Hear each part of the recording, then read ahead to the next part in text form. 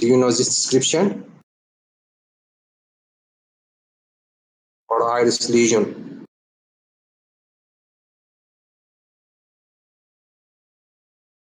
Okay, we'll come to that. Sorry? زي الايز، شكلها زي الايز. زي العاية بالضبط، زي الايريس. ايوه.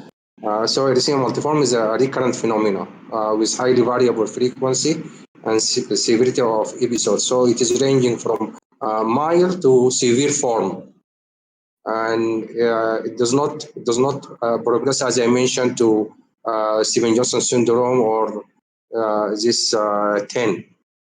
Okay.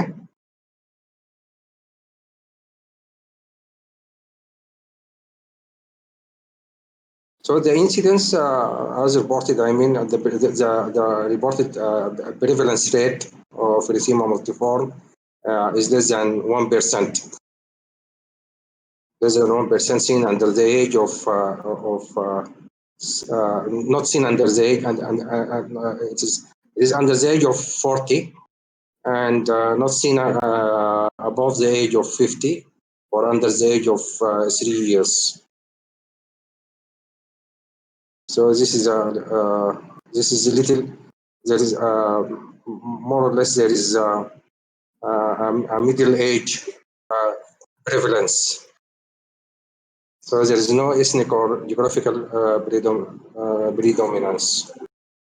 So it is not like the pemphigus. I mean, it has some incidence. I mean, in Jewish people or something like that. No, it has no ethnic or geographical predominance. As I mentioned, I mean, clinical classification of erythema multiforme is typically based on the severity of the condition, including erythema minor and erythema major. So, and so the other two at the bottom, I mean, are not included in this classification, which were included in the past: Stevens-Johnson syndrome and toxic dermal necrolysis, very severe form of cutaneous ulcerations, and very fatal. I mean, particularly the second one, the toxic dermal necrolysis.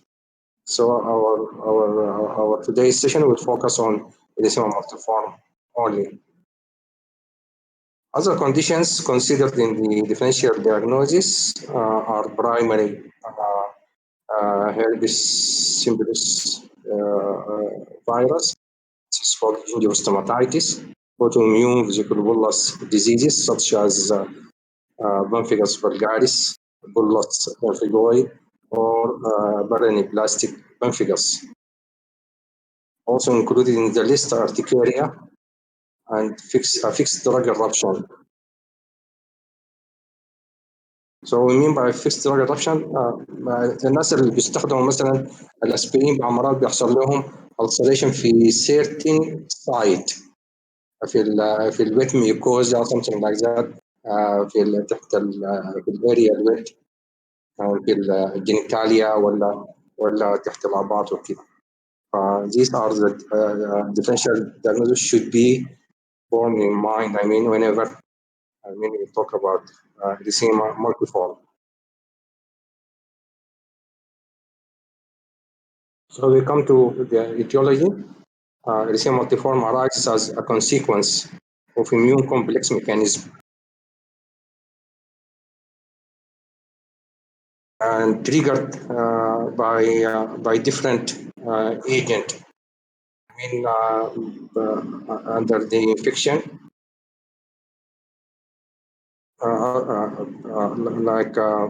triggered by viral infection or bacterial infection.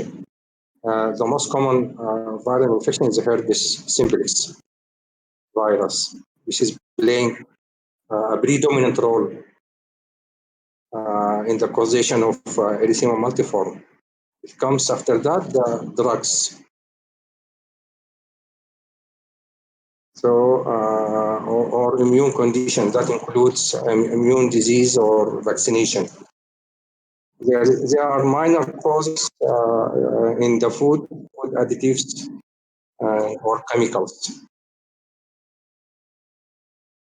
But the main contributing factor is the viral infection and in descendants importance. I mean, herpes simplex is in the top of the list, followed by drugs, and the most common drugs that cause erythema multiforme is phosphonamides.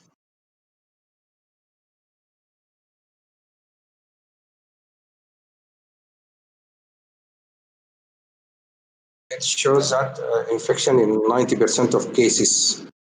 And in descendants order, herpes virus, mainly herpes simplex virus 1 and herpes simplex virus 2, followed by EBV and cytomegalovirus. Also, we have one case of varicella zoster, which is called shingle.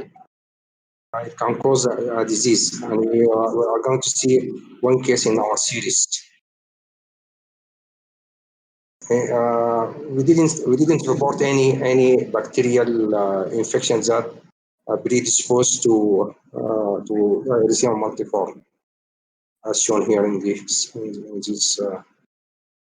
table. دي حالة جاتنا في البداية جات بالشكل ده بالهربتيك infection. This is a very pathognomic feature of herpes simplex.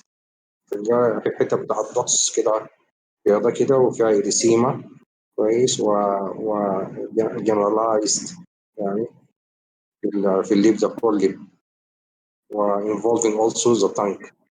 And then she developed a very hemorrhagic lip ulcers and tongue with crusting. I couldn't find the progression into erythema multiforme, but this is a herpes, and this is the erythema multiforme of the tongue here. The lip is not showing here after developing of the erythema multiforme.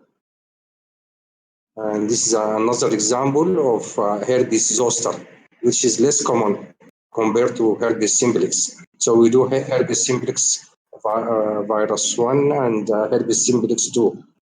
And also we do have a reported case of shingles, which is herpes zoster. بيسموه طبعا الحزام الناري